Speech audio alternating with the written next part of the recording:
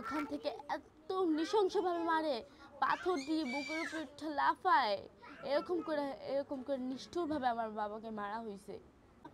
সাথে আমার কথা হয়েছে লাস্ট 4:30 বাজে, যখন আমার বাবা বের হয়েছে লাস্ট, তখন কথা হয়েছে। আমার বাবার এইসব ব্যবসায়িক কারণে আমার বাবাকে এরকম নিষ্ঠুরভাবে হত্যা করা হয়েছে, আমাদের এতিম করা হয়েছে। আমরা এখন কোথায় যাব, কোথায় যেয়ে দাঁড়াবো আমরা? আমার বাবাকে যেরকম হত্যা করলো তাদের আমরা বিচার চাই, তাদের ফাঁসি চাই, একজনও যাতে না বাঁচে, একজনও যাতে পার না পায়।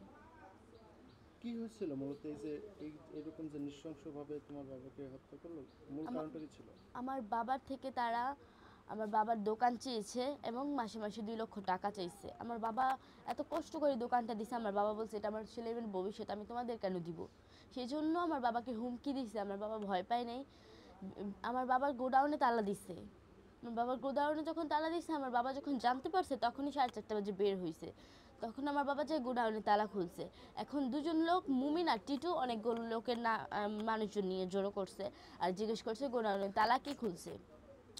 আমার বাবা বলছে তোরা আমার পারমিশন ছাড়া আমার গোডাউনে তালা মারছস, আমি আমার দোকানে তালা খুঁজছি। বলছে আমাদের থেকে কেন পারমিশন নেন? এই যে মুমিন টিটু তারা বলছে।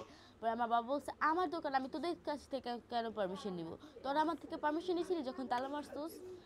সেই জন্য তারা আমার বাবাকে সেখান থেকে মারতে মারতে নিয়ে 3 নম্বর গেড়ে নিয়ে যায় মিটফুডে হাসপাতালের সামনে।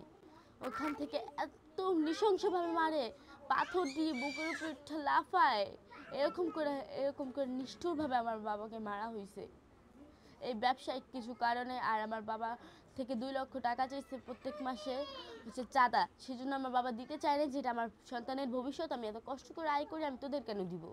সেই জন্য আমার বাবাকে এইভাবে মারা হয়েছে। আপনার বাবা আপনার কতটা ভালোবাসতো?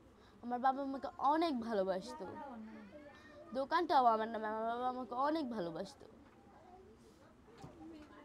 কি চাও তোমরা, কি চাচ্ছ এখন তুমি? এখন আমি চাই যারা আমার বাবাকে মারছে একজনও যেতে না বাঁচে, সবার যাতে ফাঁসি হয়। আমার সরকার, পুলিশ, সবার কাছে একটাই যেতে আমার বাবাকে যারা মারছে তারা সবাই যেন ফাঁসি হয়, কেউ যেতে না বাঁচে।